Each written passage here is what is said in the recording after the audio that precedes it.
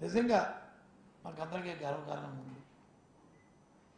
అందుకే ప్రజలు, అందుకే కార్యకర్తలకు నమ్మకం వచ్చింది, పూర్తి నమ్మకంతో, పూర్తి విశ్వాసంతో ప్రజలందరూ కూడా లక్షలాది మంది వచ్చి ఆయనకి ఆశీర్వాదం తెలుపుతున్న ఈ నేపథ్యంలో ఇంకా 2-3 రోజుల్లో, ఓ వారం రోజుల్లో ఎన్నికలు నోటిఫికేషన్ రాబోతున్నాయి. మళ్ళీ మీ అందరి ద్వారా ఈ రాష్ట్ర ప్రధానికానికి సభకు ఇచ్చేసిన లక్షలాది మంది కార్యకర్తలు ప్రజలకి మళ్ళీ వారు చైతన్యవంతులై మళ్ళీ ఈ రాష్ట్రంలో వైఎస్ఆర్సీ పార్టీ ప్రభుత్వాన్ని జగన్మోహన్ రెడ్డి ముఖ్యమంత్రి చేయడం నన్ను కొట్టాలని కోరుతున్నాం. చూసాం మనం, ఒక వారం రోజులు ఒక ఎపిసోడ్ జరుగుతుంది దేశంలో, రాష్ట్రంలో. పొత్తుల కోసం ఎంపర్లాడుతూ ఢిల్లీ చుట్టూ ప్రదర్శన చేసుకుంటూ ఇక మీకు మీరు ఏం చెప్తారో చెప్పండి, మేమేనా మేము దేనికైనా మా తలుపులను తెరిచి ఉన్నాయని చెప్పుకుని మరి మాట్లాడుకుంటూ ఇవాళ తెలుగుదేశం పార్టీ కానీ సెలబ్రిటీ పార్టీ కానీ మరి ఏ విధంగా భారతీయ జనతా పార్టీతో తాతారాడిందో అందరూ ఈ రాష్ట్ర ప్రధానికి అందరూ కూడా చూసే ఉంటారు, తెలుసుకుని ఉంటారు. ఒత్తిడి చేసుకోవడం, ఓ పార్టీని కలిగి ఉండడం ప్రజాస్వామ్యంలో సహజం. కానీ ఈ రకంగా ఎంపర్లు ఆడుకుని కొత్త వాళ్ళైతే అలాగే కాదు. 14 సంవత్సరాలు ముఖ్యమంత్రి చేసిన చంద్రబాబు నాయుడు ఈ రాష్ట్రంలో నేను ఈ కార్యక్రమం చేశానని చెప్పుకోవడానికి లేక ఆ గుమ్మం ఈ గుమ్మం తిరుక్కుంటూ ఇవాళ అది చూస్తుంటే రాష్ట్ర ప్రధానికానికి జగస్ఫురంగా ఉంది. అసహించుకుంటారు ఏంటిది అని. నేను ఉదయాన్ని ఒకరు వచ్చి ఎవరు నాకు ఒక వీడియో పెట్టారు. ఉదయాన్నే ఉదయం వీడియో చూశాను. ఏంటో ఇదేంటి అని చూస్తే భారతీయ జనతా పార్టీ నాయకులు మన ఆంధ్రుడు కాకపోయినా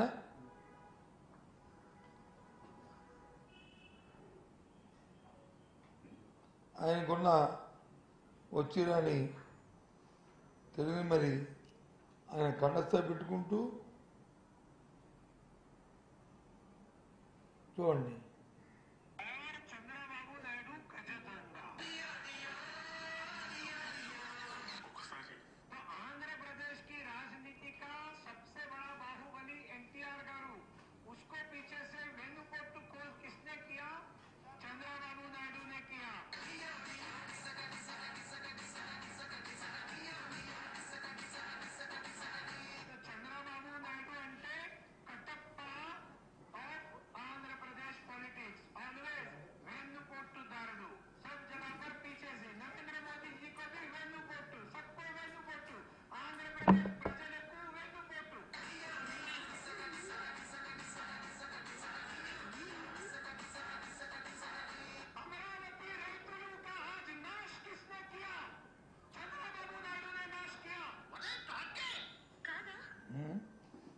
చూసాను మనం ఇది చెప్పిన మాటలా. ఏ రకంగా ప్రజలు ఏ రకంగా ఏమనుకుంటారో అండ్ ఆంధ్ర రాష్ట్రంలో 5 కోట్ల మంది ప్రజలు పిచ్చివాళ్ళు అనుకుంటారో ఆలోచించేయండి.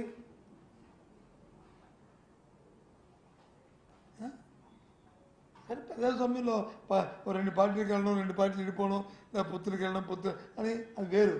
ఇదంతా ఎప్పుడు ఒక 3 నెలల కింద జరిగిన సంఘటనలు.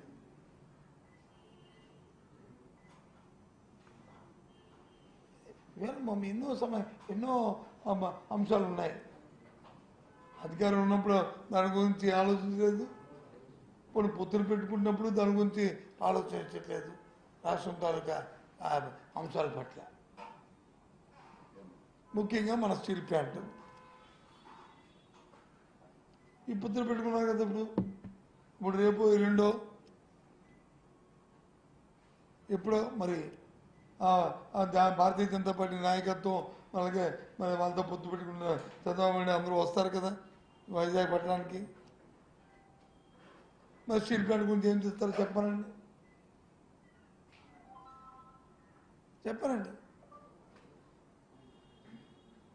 ఏమి ప్రజలకి ఏమి నిర్ణయిస్తారు అసలు? ఎక్కడ ఒక ఎథిక్స్ లేకపోతే, ఆలోచన లేకపోతే, ఎన్నో మాట్లాడారు మా ముఖ్యమంత్రి జగన్మోహన్ రెడ్డి గారు. అధికారం అనేది కాదు ముఖ్యం, చరిత్రలో ఏదైతే ఆ యూనిక్ పేజీలు ఉంటాయో అందులో నా పేరు కూడా ఉండాలని కోరుకుంటాను తప్ప అధికారం కోసం వెంపర్లాడను అనే మాటని నేను చెప్పారు.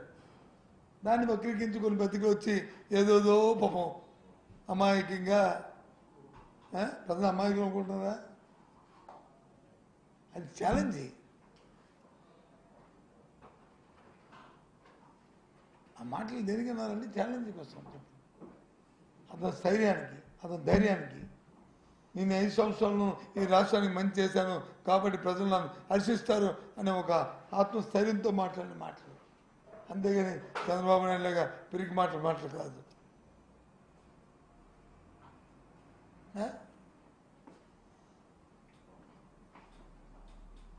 చెప్పండి. కాబట్టి ఏది ఏమైనప్పటికీ కూడా ఈ సభలో విజయంతో అవడం, ఈ పొత్తులు చూసి ప్రజలు వచ్చి అసహించుకోవడం, ఇంకా మొన్న వచ్చిన ఏదైతే వైఎస్ఆర్సీ పార్టీకి ఇప్పుడు ఉన్నాయో సీట్లు ఉన్నాయో 151, దానికంటే 175 కూడా రేపు ఛాలెంజింగ్గా వచ్చే పరిస్థితులు రాష్ట్రంలో అని చెప్పడానికి అతిశయోక్తి కాదు. వాస్తవాలు ఇవే. ప్రజలు జీవన విధానం మారింది, వాళ్ళకి ఆదాయం పెరిగింది, రాష్ట్రం జీడిపి పెరిగింది, వ్యవసాయానికి సంబంధించి ఉత్పత్తులు పెరిగాయి, రైతు హాయిగా ఉన్నాడు, రైతుకు పెట్టుబడి పెట్టే ఆర్థిక స్తోమత పెరిగింది, పండించిన పంటకి గిట్టుబాటు దొరికింది, ఎరువుల కోసం విత్తనాల కోసం ఎంపర్లు అడుకోకుండా ఇంటి ముందునే ఆర్బికే ద్వారా అవన్నీ ఇస్తున్నారు.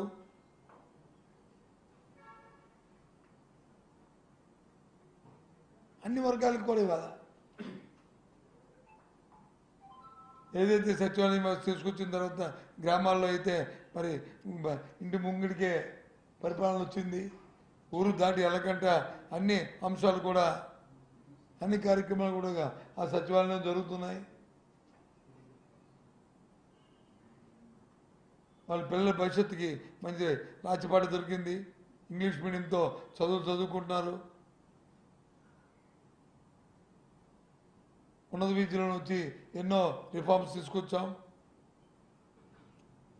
ప్రపంచంలో ఉన్న అన్ని యూనివర్సిటీలతోనూ ఆన్లైన్ ఎగ్జామ్స్, ఆన్లైన్లో వాళ్ళు చదువుకునే ఏర్పాటు చేశాం. అవన్నిటికీ ప్రభుత్వమే అండగా ఉంటూ ప్రభుత్వమే చేస్తుంది. ఎప్పుడు లేవు ఇలాంటి విధానాలు. ఇవాళ అందుకే మీతో 5 నిమిషాలు ముచ్చరించుకుందామని ఈ సభల గురించి ప్రజలకి మళ్ళీ ఒకసారి కోరుదామని చెప్పి వచ్చాను. Thank you. ఇంకేం చెప్తే చెప్పండి. ఒక్కొక్కరు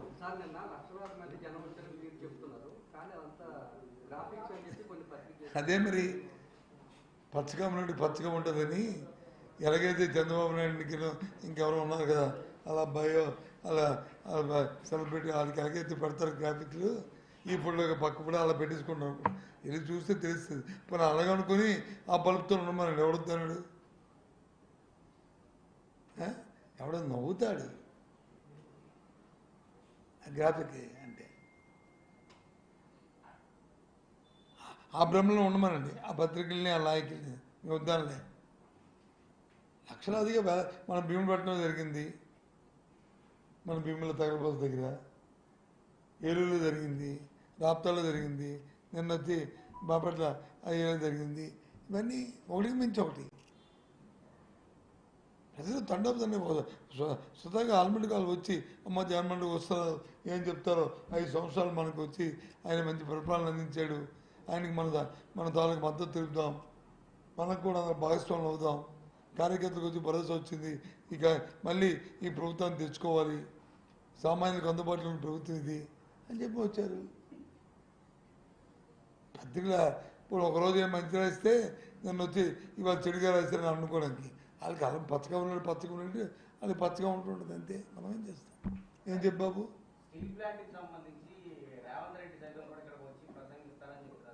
అదే బాబు వింటున్నాను. రేవంత్ రెడ్డి అనే పక్కన పెట్టండి, రేవంత్ రెడ్డి అనే రేపు భారతీయ జనతా పార్టీ నాయకులు వస్తారు కదా, రేపు వాళ్ళు చెప్పాలి కదా, వాళ్ళు చెప్పాలి కదా. రేవంత్ రెడ్డి గారు వెంకటరెడ్డి గారు వచ్చి చెప్తే ఉపయోగం ఉంది? ఇక్కడ సమస్య ఎవరిది? వీటి కేంద్రం ఉంది మరి ఇంకే కేంద్ర ప్రభుత్వ రంగ సంస్థది కాబట్టి దాన్ని మేము చెప్తున్నాం. అందుకనే ఓ కలిసిపోయారు, వాళ్ళతో కలిసిపోయింది. ఇప్పుడు ఎవడు కలిసిపోయాడు? ఎవడు కలిసిపోయింది? ఇప్పుడు చెప్పండి. అందుకు రేపు అందుకు అడుగుతున్నాను. రేవంత్ రెడ్డి గారి గురించి, నేను వెంకటరెడ్డి గారి గురించి నేను చెప్పట్లే. వాళ్ళు వచ్చి ఏం చెప్పినా వాళ్ళు వచ్చి ఏం మాట్లాడినా దాని ఉపయోగం లేదు. వినడానికి టైం వేస్ట్, రావడానికి చూడడానికి టైం వేస్ట్ తప్ప.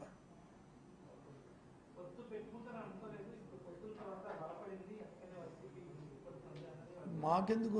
మేమెందుకు అనుకోలేదు, మేమెందుకు అనుకుంటాం? మాకేం సంబంధం? అనుకోపోవడానికి మాకేం సంబంధం? ఫస్ట్ నుంచి ఒకటే చెప్తున్నాం, మేము ఒక్కరమే, మాతో ఏ పార్టీ పొత్తు ఉండదు, మేము ఏ పార్టీని పొత్తు అడగము. కానీ ప్రజలు మాత్రం మేము పొత్తు డైరెక్ట్గా ప్రజలతో తప్ప ఇంకెవరితో కాదు.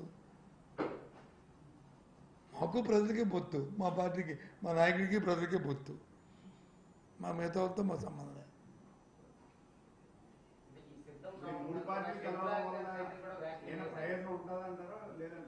సార్ అదే ఆ మాట మీరు 3 పార్టీ నాయకులు చెప్తారు, నన్ను అడిగితే నేను చెప్తాను.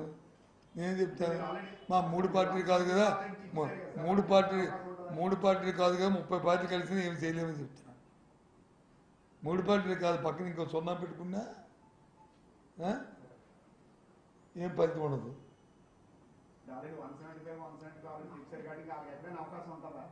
మరి చెప్తున్నాం కదా 1 సెంట్ నేను సభలు చూసినా ఇంకా నాకు ఎక్కడో అక్కడెక్కడ చిన్న ఉన్నాయి నిజమా అని కొద్దిగా నాలుగు రోజులు కనిపించేస్తే ఇప్పుడు నేను సభలతో బలపడిపోయింది అంతా.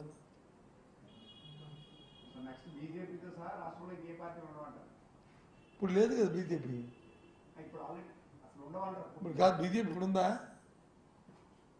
బీజేపీకి ఏం జనసేన రాష్ట్ర పార్టీ ఉందా? లేదు కదా. తెలుగుదేశం పార్టీ ఒకటే ఉంది, అది కూడా రేపు ఉండదు.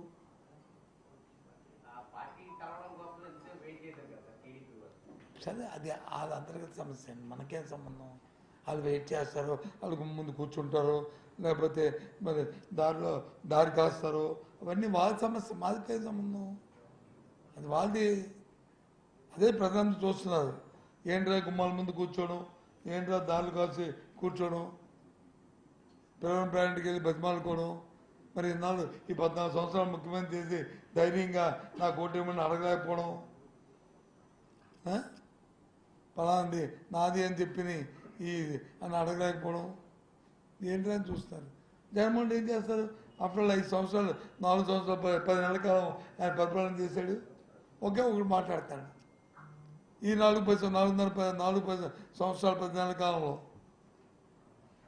నేను మీకు సహాయపడ్డాననుకుంటే, మీ ప్రభుత్వం మీకు మేలు జరిగిందనుకుంటే, మీకు మంచి జరిగిందనుకుంటే, మీ ఆత్మగౌరవం పెరిగిందనుకుంటే, మీ మీ తాలూకా మీ మీ కుటుంబ ఆదాయం పెరిగిందనుకుంటే,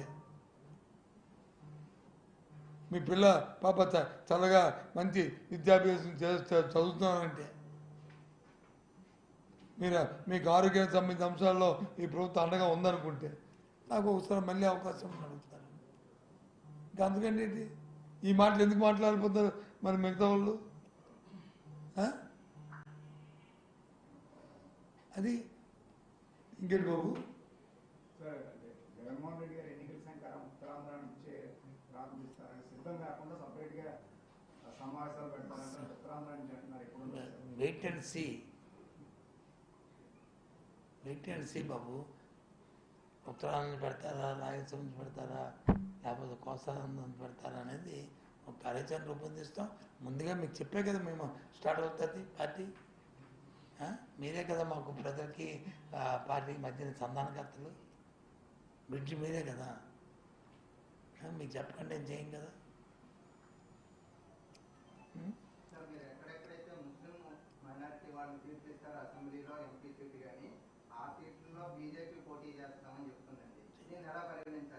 మాకేం సంబంధం అండి? మాకు మేము ముస్లింలకి ఎక్కడ ఇస్తామో అక్కడ చేస్తారు, మీ హిందువులకి ఎక్కడ ఇస్తామో అక్కడ చేస్తారు, మేము క్రిస్టియన్కి ఇస్తే ఎక్కడ చేస్తారు. మాకేం సంబంధం? మాకు అందరూ ఒకటే.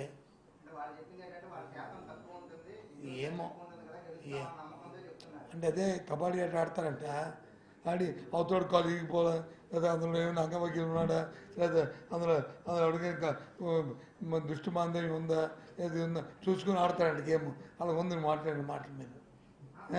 వాళ్ళు అడిగినది మాకు అది లేదు. మాకు ఎవరు వచ్చినా ఒకటే ఓపెన్. ఎవరు నేనన్నా?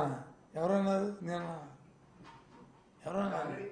కేంద్రంతో ఆల్రెడీ ఇంతవరకు అంటే రాష్ట్ర అవసరాల నిమిత్తం మీరు ఆల్రెడీ ఉన్న గతంలో కలిసి వెళ్ళారు. రాష్ట్ర అవసరాల నిమిత్తం ఎవరు లేరు. ప్రధానమంత్రి గారు ముఖ్యమంత్రి గారు కలిసారు కదా రాష్ట్ర ప్రధానమంత్రి గారిని ముఖ్యమంత్రి గారు కలవడం అనేది మీ ముగ్గురమే కాదు, కాంగ్రెస్ ముఖ్యమంత్రి కూడా ప్రధానమంత్రి కలుస్తున్నారు. అడిగారు మీరు ప్రధానమంత్రి ముఖ్యమంత్రి రెండు వ్యవస్థలు. అది ఆ వ్యవస్థలు వేరు, రాజకీయ వ్యవస్థలు వేరు. రాజకీయ వ్యవస్థలను కాంగ్రెస్ ముఖ్యమంత్రి వెళ్ళి ప్రధానమంత్రుల నుంచి ఇలాంటి మాటలు మాట్లాడతారా చెప్పండి?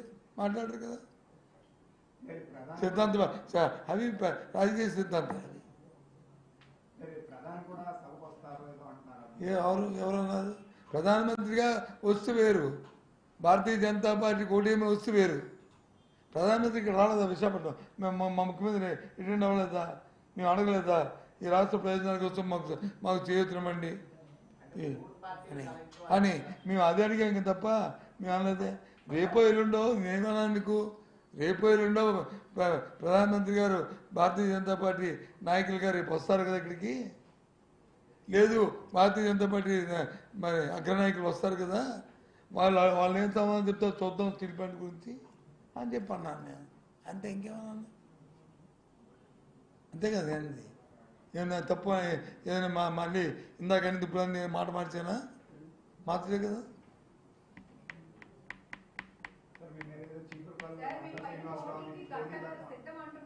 ఏం సిద్ధం?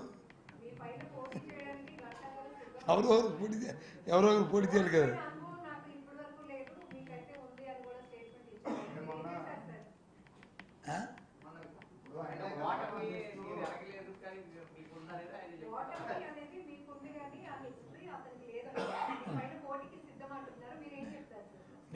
నేను ముందు ఓటమితోనే సక్సెస్ అయ్యాను.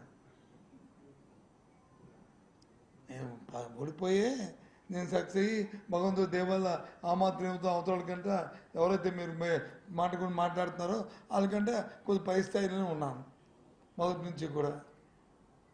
మా ఎన్నికల్లోనూ ఒక వ్యక్తి మీద ఇంకో వ్యక్తి పోటీ చేయాలి కదా. అది ఆయన వచ్చి ఇంకో వచ్చి XY Z ఎవరైనా ఒకటి, X అయితే ఒకటి, Z అయితే ఒకటి, M అయితే ఒకటి, ఏ ఒకటి ఉంటుంది. ఎవరైనా ఒకటి A to Z. నేను ఎందుకు చేస్తాను?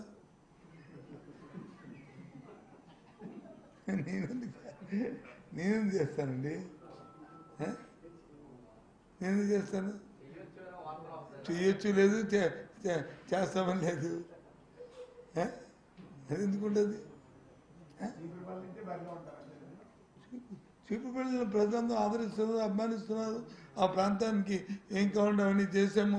మా పుట్టిన మా జిల్లాలో ఉన్నాము. ఇప్పుడు ఏం అవసరం వచ్చింది ఎక్కడి నుంచి? ఎప్పుడు మారాలి అక్కడి నుంచి? ఆ ప్రజలు తిరస్కరిస్తే, ఆ ప్రజలు వద్దనుకుంటే, లేకపోతే మన మీద మనకు నమ్మకం లేకపోతే అప్పుడు అక్కడ ఇక్కడ మారుతున్నారు. ఎవరు మారుతారు? రాజకీయాలను నమ్మకాలను ఎవరైనా ఉంటుందమ్మా. ఆయనకేమి స్పెషల్ 3 కొమ్ములు ఉన్నాయా స్వాగతించడానికి? ఆయనకేం 3 కొమ్ములు ఉన్నాయా చెప్పండి?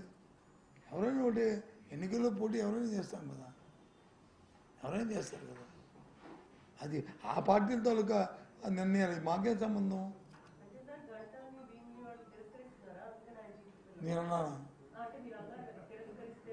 తిరస్కరించి మరి ఆయన అడగండి, ఎందుకే ఇక్కడ మారుతున్నావు, ఇక్కడ తిరస్కరించారని.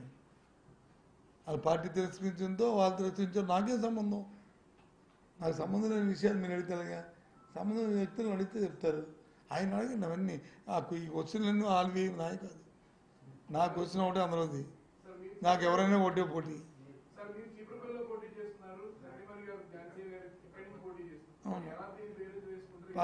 పార్టీ ఎక్కడి నుంచి పోటీ చేయాలని పార్టీ నిర్ణయించింది.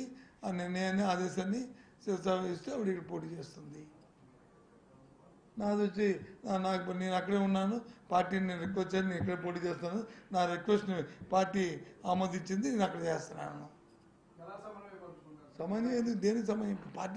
పార్టీ సమయం పరుచుకుంటాం మేము ఎందుకు? వ్యక్తుల నిమిత్తం మాత్రం, వ్యక్తుల నిమిత్తం మాత్రం.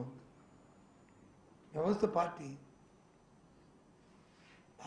సమన్వయపరుచుకుంటుంది.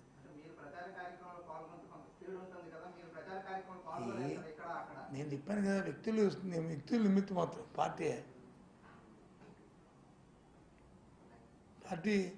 పరిశ్రమ ఉంటే వ్యక్తులు ఆటోమేటిక్గా ఉంటారు. పార్టీ పరిశ్రమ లేకపోతే 2014లో నేను కాంగ్రెస్ పార్టీ తరఫున పోటీ చేశాను, ఓడిపోలేదా? పార్టీ మరి బాగాలేదు కాబట్టి ఓడిపోయాను. ఏం చేస్తాం? అంటే ఏం చేస్తాను అందుకు. ఇవన్నీ ఒక చెప్పండి. డిఎస్సి డేట్ ఇచ్చామే, ఫైల్ సంతకం పెట్టండి. డిఎస్సి రేపు ఉదయం ప్రకటిస్తాం. అంటే కోర్టు వచ్చి 30 రోజులు పొడిగించమని చెప్పింది. ఇది టెట్కి డిఎస్కి మధ్యలో గ్యాప్ ఇవ్వాలి. 4 వీక్స్ గ్యాప్ ఏముంది. ఆ 4 వీక్స్ తర్వాతే డేట్లు ఇస్తున్నాం.